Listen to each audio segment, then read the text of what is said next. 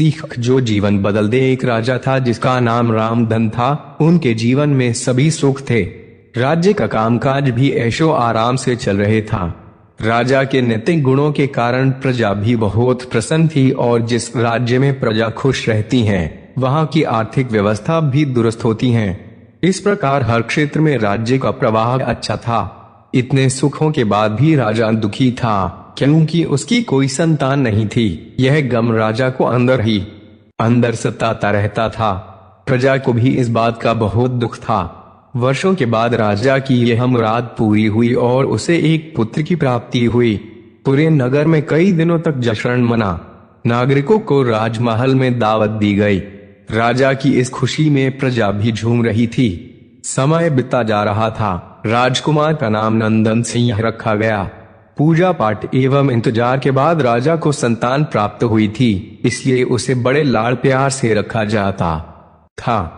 लेकिन अति किसी बात की अच्छी नहीं होती। अधिक लाड़ ने नंदन सिंह को बहुत बिगाड़ दिया था। बचपन में तो नंदन की सभी बातें दिल को लुभाती थी, पर बड़े होते होते यही बातें बदतमीजी लगने लगती हैं। नंदन बहुत ज्यादा जिद्दी हो गया था। उसके मन में अहंकार आ गया था। वो चाहता था कि प्रजा सदैव उसकी जय जयकार करे, उसकी प्रशंसा करें। उसकी बात ना सुनने पर वो कोलाहल मचा देता था। बेचारे सैनिकों को तो वो पैर की जुती ही समझता था। आए दिन उसका प्रकोप प्रजा पर उतरने लगा था। वो खुद को भगवान के समान पूजता देखना चाहता था। आयु तो बहुत कम थी लेकिन अहम कई गुना बढ़ चुका था। नंदन के इस व्यवहार से सभी बहुत दुखी थे। प्रजा आए दिन दरबार में नंदन की शिकायत लेकर आती थी, जिसके कारण राजा का सिर लज्जा से झुक जाता था। यह एक गंभीर विषय बन चुका था। एक दिन राजा ने सभी खास दरबारियों एवं मंत्रियों की सभा बुलवाई और उनसे अपने दिल की बात कही कि वे राजकुमार के इस व्यवहार से अत्यंत दुखी हैं। राजकुमार इस राज्य का भविष्य है। अगर उनका व्यवहार यही रहा तो राज्य की खुशहाली चंद दिनों में ही जाती रहेगी। दरबारी राजा को सांत्वना देते हैं और कहते हैं कि आप हिम्मत रखिए वरना प्रजा निस्सहाय हो जाएगी। मंत्री ने सुझाव दिया कि राजकुमार को एक उचित मार्गदर्शन एवं सामान्य जीवन के अनुभव की जरूरत है। आप उन्हें गुरु राधा गुप्त के आश्रम भेज दीजिए। सुना है वहां से जानवर भी इंसान बनकर निकलता है। यह बात राजा को पसंद आई और उसने नंदन को गुरु जी के आश्रम भेजा। अगले दिन राजा अपने पुत्र के साथ गुरु जी के आश्रम पहुंचे। राजा ने गुरुवार राधा गुप्त के साथ अकेले में बात की और नंदन के विषय में सारी बातें कही। गुरुजी ने राजा को आश्वस्त किया कि वे जब अपने पुत्र से मिलेंगे तब उन्हें गर्व महसूस होगा। गुरुजी के ऐसे शब्द सुनकर राजा को शांति महसूस हुई और वे अपने पुत्र को आश्रम में छोड़कर राजमहल लौट गए। अगले दिन सुबह गुरु के खास चेले द्वारा नंदन को भिक्षा मांगकर खाने को कहा गया, जिसे सुनकर नंदन ने साफ इनकार कर दिया। चेले ने उसे कह दिया कि अगर पेट भरना है तो भिक्षा मांगनी होगी और भिक्षा का समय शाम तक ही है, अन्यथा भूखा रहना पड़ेगा। नंदन ने अपनी अकड़ में चेले की बात नहीं मानी और शाम होते होते उसे भूख लगने लगी, लेकिन उसे खाने को नहीं मिला। दूसरे दिन उसने भिक्षा मांगना शुरू किया।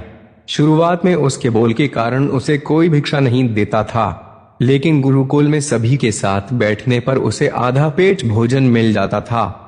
धीरे धीरे उसे मीठे बोल का महत्व समझ आने लगा और करीब 1 महीने बाद नंदन को भरपेट भोजन मिला, जिसके बाद उसके व्यवहार में बहुत से परिवर्तन आए। इसी तरह गुरुकुल के सभी नियमों ने राजकुमार में बहुत से परिवर्तन किए, जिसे राधा गुप्त जी भी समझ रहे थे। एक दिन राधा गुप्त जी ने नंदन को अपने साथ सुबह सवेरे सैर पर चलने कहा।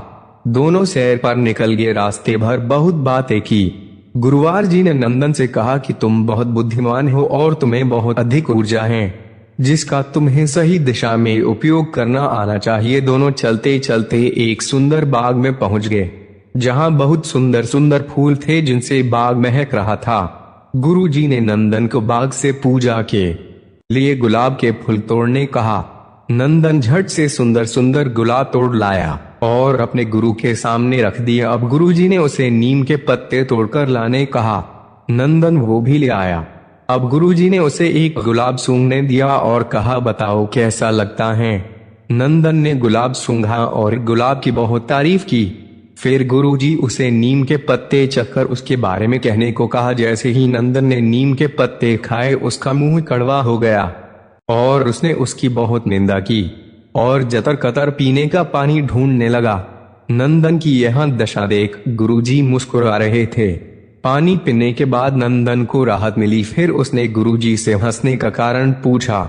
तब गुरुजी ने उससे कहा कि जब तुमने गुलाब का फूल सूंघा तो तुम्हें उसकी खुशबू बहुत अच्छी लगी और तुमने उसकी तारीफ की, लेकिन जब तुमने नीम की पत्तियां खाई तो तुम्हें वो कड़वी लगी और तुमने उसे थूक दिया और उसकी निंदा भी की। गुरुजी से नंदन को समझाया, जिस प्रकार तुम्हें जो अच्छा लगता है तुम उसकी तारीफ करते हो, उसी प्रकार प्रजा भी जिसमें गुण होते हैं उसकी प्रशंसा करती हैं। अगर तुम उनके साथ दुर्व्यवहार करोगे और उनसे प्रशंसा की उम्मीद करोगे तो वे यह कभी दिल से नहीं कर पाएंगे। इस प्रकार जहाँ गुण होते हैं वहाँ प्रशंसा होती है। नंदन को सभी बातें विस्तार से समझ आ जाती हैं और वो अपने महल लौट जाता है। नंदन में बहुत परिवर्तन आता है और वो बाद में एक सफल राजा बनता है।